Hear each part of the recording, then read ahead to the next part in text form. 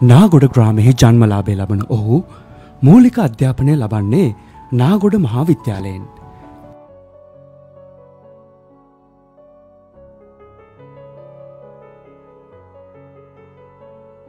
වැඩිදුර අධ්‍යාපනය සඳහා ගාල රිච්මන්ඩ් විද්‍යාලයට ඇතුළත් වන ඔහු හෝටල් කළමනාකරණය පිළිබඳ උපාධිධාරියෙකු ලෙස පුරා දශකයක් දකුණු පළාතට අතිශයින් වැදගත් එම ක්ෂේත්‍රයේ පන්නරය ලබනවා.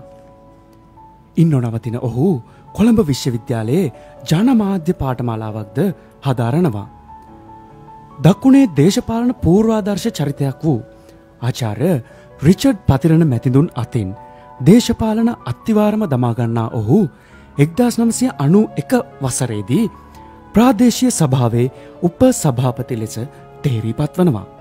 මගේ ගමේ නාගොඩ ප්‍රාදේශ සභාවට මා 1991 මුල් වතාවට එදා තනු කරා. 1991 ප්‍රාදේශ සභාවේ උප සභාපති වෙලා 92 එවකට හිටු මට කලින් හිටපු සභාපතිවරයා පළාත් සභාවට තේරුණාට පස්සේ දකුණු පළාත් සභාවේ මන්ත්‍රීවරයෙක් හැටියට මම නාගොඩ ප්‍රාදේශ සභාවේ සභාපති හැටියට.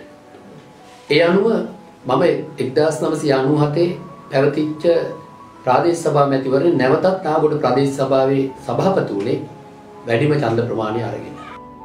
කලක් ඔහු තම අධ්‍යාපනය ලැබූ පාසලේම ගුරුවරයෙකු ලෙස සේවය කරනවා. ඉන් ඔහු අධ්‍යාපනය තුළ විය යුතු බොහෝ වෙනස්කම් ගැන මනා අවබෝධයක් ලබා ගන්නවා. නාගොඩ මගේ පාසල ජාතික පාසලක් කිරීම, තවලම එකම නෙළුව ජාතික පාසල් කිරීම, වඳුර මධ්‍ය මහාවිද්‍යාලය ජාතික පාසලක් බවට පත් කිරීම කළ යුතුයි. අධ්‍යාපනයේ නියම වලලු පුරුදු කරන්නට දරුවන්ගේ නැන පහස නිවාලන්නට අපිට පුළුවන්කම ලැබෙනවා.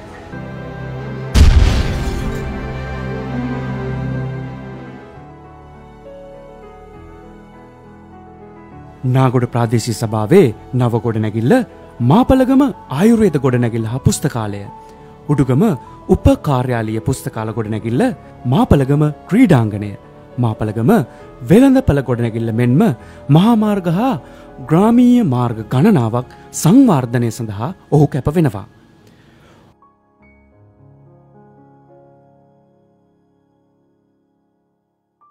බොහෝ වගකිව යුත්තන් නෑසූ පිරූ නෙත්කන් ඇතුව සිටිද්දී ඔහු ගම් නියම් ගම් පුරාදි වෙන බොහෝ මං මාවත් සංවර්ධනය කළා.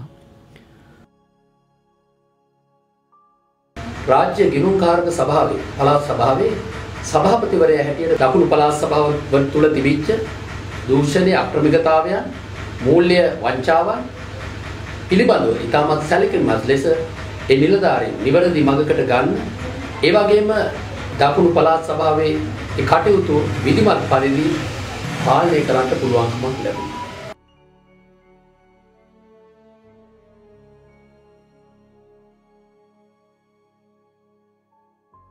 දකුණු පළාතේ ගාල්ල දිස්ත්‍රික්කයේ වැඩිම නිවාස ආධාර ප්‍රමාණයක් රුපියල් ලක්ෂය බැගින් ගෙවල් 300කට අවශ්‍ය මුල් ඒ අවස්ථාව සම්පූර්ණ කරේ මම. එතනින් නැවතුනේ නැහැ. මම මහා මාර්ග සහ ආයෝජන ප්‍රවර්ධන අමාත්‍ය කරු කබීර් හසීම් මැමතුමාගේ මඟ පෙන්වීම යටතේ ලක්ෂ 300ක මුදලක් අරන් මම මේ ආසනය තුල මාර්ග 21ක් සංවර්ධනය කරන්න කටයුතු කරා. මගේ ආසනයේ ග්‍රාම සේවා සම් 107යි. මේ වෙනුවෙන් එතුමල්ලා ලබා දුන්නා ලක්ෂ 1070ක්. ලක්ෂ 10 බැගින් සෑම ග්‍රාම සේවාවසම. ඒකෙන් ව්‍යාපෘති 221ක් මම ක්‍රියාත්මක කළ මේ වෙනකොට බොහෝ දේවල් විවෘත කරලා තියෙනවා. කවුරුත් අහනවා යහපාලනේ මොනවද කරලා තියෙන්නේ? මෙන්න යහපාලනේ ආණ්ඩුවේ දින 100 ආණ්ඩුවේ තමහර අය පාලනය කරා දින 3650ක් පාලනය කරපු අයට වඩා මම දින 100 තුල මේ කටයුතු කරා. විශේෂ දෙයක් තිබෙනවා. ඒක මම හිතන්නේ දකුණේ ජනතාවට ලොකු ආශිර්වාදයක්. හෙල්මුට් කෝල් පදනම එදා ජර්මනියේ හෙල්මුට් කෝල් ඒ හිටපු චාන්සලර් ආවා සංචාරයක් සඳහා ලංකාවට. අවාසනාවට ඒ කාලේ සුනාමියට අහු වුණේ. ඒ වෙලාවේ එතුමා දැක්ක ගාල්ල මහමෝදර රෝහල කඩා වැටෙනවා. දැකලා එතුමා ජර්මනියට ගිහිල්ලා වහාම ක්‍රියාත්මක වුණා. කෝටි 3000ක ආසන්න මුදලක් ලංකාවට අලුත් රෝහලක් ඉදි කරන්න කියලා කලාපිටියේ සෙනග් ආයතනයට දීලා මුල්ගල තියලා කටයුතු කරා. මුල්ගල තියලා ඒ අඩිතාලම දහම විතරයි. මම දන්නේ මුදල් වලට මොන වුණාද කියලා. ඒවා බහිරව ගිහිල්ලා තියෙනවා. නමුත් මේ ව්‍යාපෘති අවුරුදු 9ක් තිස්සේ පහුගිය දවස් වෙනකන් ක්‍රියාත්මක කරේ නැහැ. මම සතුටු වෙනවා. මම මේකේ ස්ටියරින් කමිටු එකේ හිටියා. මේ රෝහලෙන් ඇඳන් 600ක්. එකකින් මාල් 6කින් යුක්ත සියලු පහසුකම් එක්ක මගේ ආසනයක් විමනාසනේ බොප්පොත්තල ප්‍රාදේශ සභා බල ප්‍රදේශයේ මේක පුරුදු කරා. ඒ නිසා මේක මම හිතනවා මම ලොකු භාග්‍යයක්. මාතෘත්වය තුලින් අපි බී වෙච්ච අය හැටියට මගේ ජීවිත කාලේ මේ වෙනුවෙන් මහන්සි වෙච්ච එක මා හිතනවා මේක ලොකුම පුණ්‍ය කර්මයක් හැටියට සඳහන් කරන්න.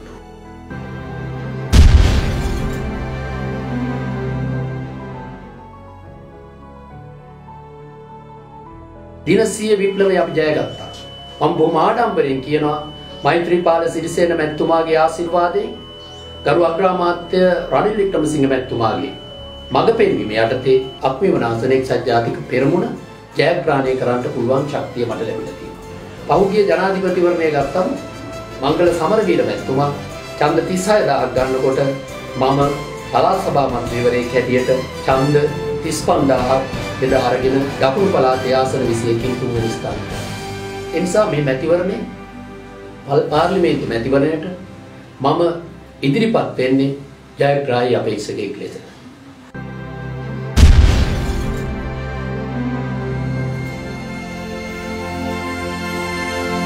ශුද්ධ වූ දේශපාලනයකට ශුද්ධ වූ මිනිසත් බව. විජයපාල හෙට්ටිආරච්චි. හිතට දැනෙන මනුස්සකම.